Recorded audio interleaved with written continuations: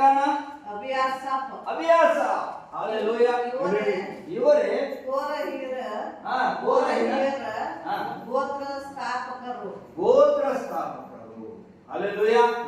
ಕೋರಂತ ಹೋಗ್ಬಿಟ್ಟ, ಹಾಗಾಗಿ ಹೋಗ್ಬಿಟ್ಟ, ಎಲ್ಲಿ ಭೂಮಿಯಾಗ ಹೋಗ್ಬಿಟ್ಟ. ಹಲ್ಲೆಲೂಯಾ. ಆದರೆ ಅವನು ಆದ್ಮೇಲೆ ಈ 3 ಜನ ಆಸೇರ್, ಎಲ್ಕಾನ ಮತ್ತು ಅಬಿಯಾಸ, ಇವರು 3 ಜನದಿಂದ ಈ 3 ಜನರು ತನ್ನ ಹೆಂಡತಿ ಮಕ್ಕಳನ್ನು, ಅವ್ರ ಮಕ್ಕಳನ್ನು, ಅವ್ರ ಮೊಮ್ಮಕ್ಕಳನ್ನು, ಅವ್ರ ಮರಿ ಮೊಮ್ಮಕ್ಕಳನ್ನು ಎಲ್ಲಿ ತಿರುಗಿಸಿದ್ರು? ದೇವರ ಕಡೆಗೆ ತಿರುಗಿಸಿದ್ರು. ಅದಕ್ಕಾಗಿ ದೇವರು ಅವರನ್ನ ಪಶ್ಚಾತ್ತಾಪವನ್ನು ನೋಡಿಕೊಂಡು ದೇವರು ಅವರನ್ನು ಆಶೀರ್ವಾದ ಮಾಡ್ತಾರೆ. ಹಲ್ಲೆಲೂಯಾ.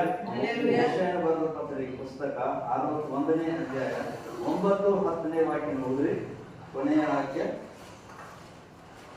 ಯೆಶಾಯ 61:9-10ನೇ ವಾಕ್ಯ ನೋಡ್ರಿ. ಇಂಥ ಜನರನ್ನು, ಪಶ್ಚಾತ್ತಾಪ ಪಟ್ಟದ ಯಾವುದೇ ಜನರನ್ನು ದೇವರು ಹಾಗೆ ಬಿಡುವುದಿಲ್ಲ.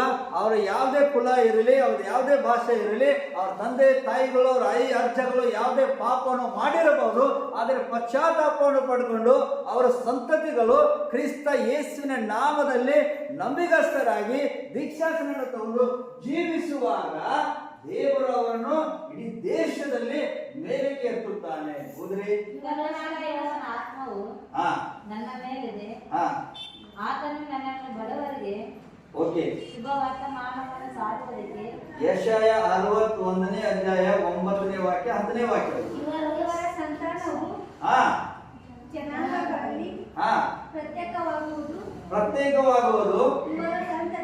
ಇವರ ಸಂತತಿಯು ಅನ್ಯ ದೇಶದಲ್ಲಿ ಹೆಸರುಗೊಳ್ಳುವುದು. ಇವರನ್ನು ನೋಡುವವರೆಲ್ಲರೂ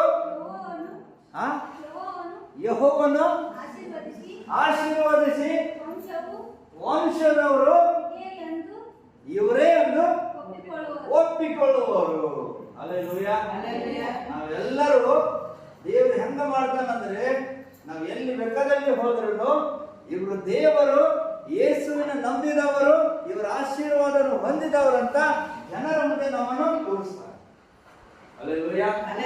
ನಮ್ಮದಿಂದ ಜನರು ಯೇಸುವಿನ ಪಾದವನ್ನು ಹಿಡಿತಾರೆ. ಯಾಕಂದ್ರೆ ಈ ಮಕ್ಕಳು ದೇವರಿಂದ ಆಶೀರ್ವಾದವನ್ನು ಹೊಂದಿದ ಮಕ್ಕಳಾಗಿದ್ದಾರೆ. ಹಲ್ಲೆಲೂಯಾ. ಹಲ್ಲೆಲೂಯಾ. ಅವರು ಮಾತು ಹೇಳಿದ್ರು ಏನಂತ? ನಮ್ಮದಿಂದ ದೇವರ ಹೆಸರು ಕೆಡಬಾರದು, ಆದ್ರೆ ನಮ್ಮದಿಂದ, ನಮ್ಮ ಸಂತತಿಯಿಂದ